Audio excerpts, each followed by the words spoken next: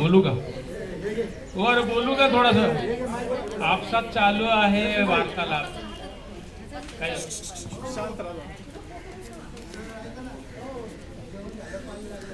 हे वाचून म्हणजे ना स्पष्ट सांगतो मी हे वाचून मग हे कागदावरचा बोलू किंवा मनामध्ये ते बोलू कसं आहे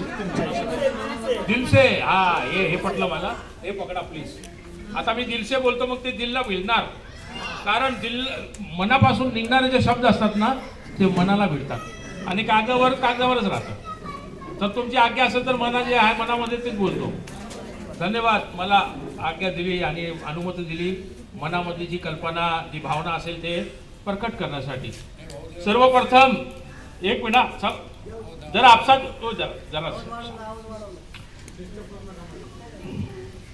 सर्वप्रथम मी म्हणजे हा समोर बसला म्हणून नाही किशोरचा मनापासून अभिनंदन करतो कौतुक करतो की असल्या अवस्थेमध्ये पण याच्या मनामध्ये जी मशाल पेटली की या मशालामुळे आपण दुसऱ्याच्या जीवनाचा अंधार दूर करू शकतो त्या अनुषंगाने हा असल्या अवस्थेमध्ये यांनी हा मेळावा आयोजित केला तर त्याच्याबद्दल जरा खरंच फार अभिनंदन आहे भले माझं नाव नसेल कुठं पण असेल मला काड्या केले 3-4 लोकांनी पण मला ते काय फरक पडत नाहीये पण मुद्दाम मी फक्त किशोरसाठी आलो आहे की किशोरने असल्या अवस्थेमध्ये पण आपल्या सर्वांना एकत्र करून ज्या जीवनामध्ये अंधार असेल किंवा ती काय निराश झाले असेल तर त्यांना जुळण्याचा परत एक एफर्ट्स घेतलेला आहे तर अशाच प्रकारे जर आपण सर्व दिव्यांग एकत्र आले आणि एकमेकांचे जर प्रश्न सोडण्यासाठी प्रयत्न केलं तर नक्कीच आपल्या जीवनामध्ये जे अंधार असेल किंवा कमतरता असेल तर काही ना काही प्रमाणामध्ये ते आवश्यक त्याला ते काय ना तरी कलाटणी मिळेल आणि ते अंधार दूर होईल एक गोष्ट ही सांगतो मी सेकंड थिंग दुसरी गोष्ट की सर्वांना माहिती आहे आपण दिव्यांग आहोत आपल्या शरीरामध्ये काहीतरी कमतरता आहे ते मान्य आपल्याला आणि आपल्याला जे जोडीदार मिळणार आहे त्याच्याकडून आपण भरपूर अपेक्षा करणे हे फार क्रूरता आहे ही म्हणजे जमणारी बाजू नाही आहे की मला चांगलंच पाहिजे अरे मी कसला आहे मला पण तसंच ॲडजस्टमेंट करावं लागेल शेवटी दिव्यांग जो आहे ॲडजस्टमेंट करत आपलं जीवन संघर्ष करत राहतो तो तर आपल्याला पण ॲडजस्टमेंट जरुरी आहे जेणेकरून आपल्या जीवनामध्ये जी काय कमतरता असेल ते आपल्याला जर पूर्ण करायची असेल तर त्याच्यामध्ये आपण ॲडजस्टमेंट करत राहायचं आणि एक गोष्ट अजून सांगू का नाही लक्ष नाही वाटतं कोणाचं हाय एक गोष्ट अजून सांगतो आता आपल्या घरामध्ये समजा सून आली ती सून जी आहे ती कुणाची मुलगी असते कुणाची बहीण असते कुणाशी त्याचा असा घट्ट नातं असतं ती सगळं ते नातं ते सगळं ते म्हणजे माहोल आणि ती परंपरा सगळे ते सोडून एक नवीन जीवनामध्ये ती पाय ठेवते आणि त्याच्यामध्ये त्याला ॲडजस्ट व्हावं लागतं तर त्या अनुषंगाने मी त्याला पण सांगणार की तुझ्या ज्या पाठीमागचं जे जीवन असेल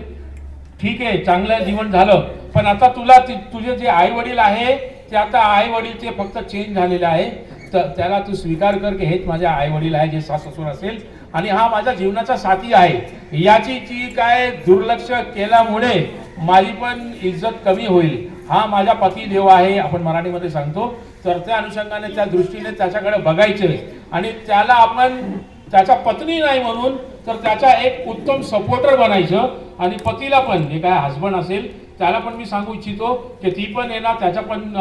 कमतरता आहे त्याला आपण हसबंड म्हणून नाही आपण त्याला एक सपोर्टर म्हणून साथ द्यायची आहे की आपण दोनों अधुरे जीवन मिलकर एक मुकम्मल पूर्ण जीवन आपण जगू शकतो जेणेकरून एक अजून एक उदाहरण देतो की जसं हिंदीमध्ये सांगतात एक और एक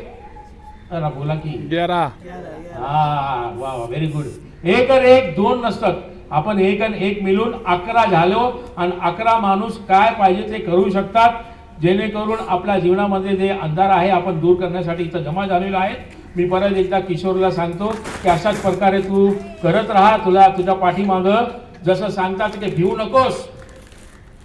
मी तुझ्या पाठीशी आहे नाही आता असं सांगायचं आम्ही तुझ्या पाठीशी बरं ठीक आहे सगळे ठीक आहे ना धन्यवाद मला इथं बोलण्याची संधी दिली त्याबद्दल मी धन्यवाद प्रकट करतो थोडा उशीर झाला त्याबद्दल मी सॉरी बोलतो सर्वांना समक्ष वासू द्या आणि सर्वांना प्रहारमय शुभेच्छा, नवरा नवरीला पण, बायकोला पण, हस्बंडला पण, आणि येणाऱ्या काळामध्ये